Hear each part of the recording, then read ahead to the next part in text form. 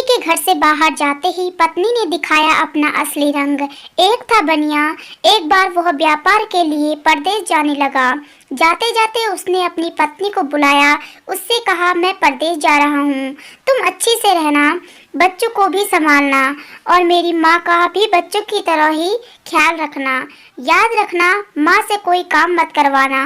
बहू ने कहा, अच्छी बात है, जैसा आप कह रहे हो मैं वैसा ही करूँगी, आप निश्चिंत होकर जाइए।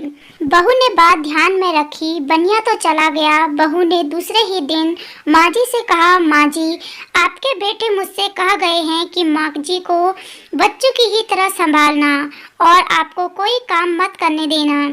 अब आप घर का कोई काम मत कीजिएगा, आप तो इन बच्चों के साथ खेलिए, खाइए और मौज कीजिए। माँ जी गहरे सोच में पड़ गई। फिर बोली, बहू ठीक है, अब मैं ऐसा ही करूँगी। कुछ दिनों के बाद बहू ने अपनी बेटी के कान छिदवाए। उस समय बहू को अपने पति की यह बात याद आ गई कि माँ को भी बच्चों की तरह ही संभालना। इसलिए बहू ने माँ जी के कान भी छिदवाने की बात सोची। उसने माँ जी से कहा, माँ जी चलिए, आपके भी कान छिदवाने हैं। सुनकर माँ जी घबरा उठी। उन्होंने बहू से कहा, बहू मुझे अपने कान नहीं छिदवाने हैं, क्या अब मैं अपने इस बुढ़ापे में अपने कान छिदवाऊं? बहू बोली, नहीं माँ जी, यह तो नहीं होगा, कान तो छिदवाने ही होंगे। आपके बेटे मुझसे कह गए हैं कि आपको अपने बच्चे की ही तरह रखूं। मेरे लिए तो दोनों आंखें बराबर हैं, जैसी यह लड़की है वैसी आप भी हैं। माँ जी मन ही मन समझ गई और सुनार के पास बैठकर उन्होंने अपने कान छिदवा लिए। सुनार ने कान छेदे और कान में धागा भी डाला। बहू जिस तरह रोज रोज लड़की के कान में तेल लगाती थी, उसी तरह माँ जी के कान में भी लगाती रही। कुछ दिन बीते। जब कान ठीक हो गया तो बहू ने अपनी बेटी के लिए कान में पहनने के लिए बाली बनवाई। दूसरी बाली माँ जी के कान में के लिए भी बनवाई। फिर माँ जी के पास जाकर बहू ने कहा, आइए आपको भी यह बाली पहना दूं। माँ जी ने कहा, बहू मुझको बाली क्यों पहनाती हो? मेरे जैसी बुढ़िया के लिए बाली की क्या जरूरत है? बाली तो अपनी बेटी को पहनाओ, मुझको नहीं पहननी है। लेकिन बहू नहीं मानी, जबरदस्ती करके माँ जी को बाली पहना दी। बाद में माँ जी बाली पहनकर बच्चों के साथ घूमती फिरती और खेलती रही। होते होते तीज आ गई। अच्छे दिन देखकर बहू ने अपने बेटे के सिर पर चोटी रखवाई। बहू ने तुरंत माँ जी की भी याद आ गई। माँ जी बच्चों के साथ खेल रही थी। उन्हें वहीं से बुला लिया और कहा, माँ जी आ जाइए, नाई के पास बैठिए, अपने बेटे की तरह मुझे आपके सिर पर भी चोटी रखवानी है। जब गोविंद की चोटी रखवाई है तो आपके क्यों न रखवाऊं? उठिए, जल्दी कीजिए, बाद में गोविंद को और आपको लापसी खिलानी है।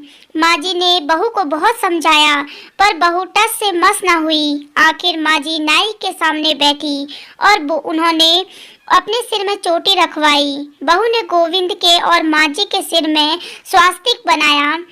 दोनों को दूध और शहद से नहलाया और फिर दोनों को लापसी खिलाई। बाद में बहू रोज माँ जी की चोटी में तेल डालती, चोटी गूंथती और सिर पर ओढ़नी डालकर माँ जी को बच्चों के साथ खेलने के लिए भेजती। जब खाने का समय होता तो बहू आवाज लेकर बुलाती, आओ खाना खाने आ जाओ। यह सिलसिला रोज रोज चलता रहा। होते होते एक दिन माँ जी का बेटा परदेश से वापस आया। घर में आने के बाद बेटे ने बहू से पूछा, माँ कहाँ है? मुझको माँ के पैर छूने हैं। बहू बोली, माँ जी तो गली में खेलने गई है, अभी आ जाएगी। बेटे ने पूछा, क्या कहती हो? माँ गली में खेलने गई है? गली में तो बच्चे खेलते हैं, क्या बूढ़ी माँ कहीं खेलने जाती है? बहू ने कहा, मैं माँ को खेलने भेजती हूँ। आपने कहा नहीं था कि माँ को बच्चों की ही तरह रखना। मैंने तो लड़की की तरह ही माँ के कान छिदवाए और कानों में बाली पहनाई। जब लड़के की चोटी रखवाई तो मैंने भी माँ की चोटी रखवा ली। जब मैं सबको खेलने भेजती हूँ तो माँ को क्यों ना भेजूं? मुझको सबके साथ एक सा व्यवहार करना चाहिए। पति समझ गया कि उसकी मूर्ख स्त्री की अकल का दिवाला निकल गया है। बाद में पति के कहने पर बहू ने माँ को बुलाया खाना खाने आ जाओ। माँ जी गली से खेलती खेलती आई और अपने बेटे को देखकर उसकी आंखों में आंसू छलछला आए। माँ की हालत देखकर बेटा भी दुखी हो उठा।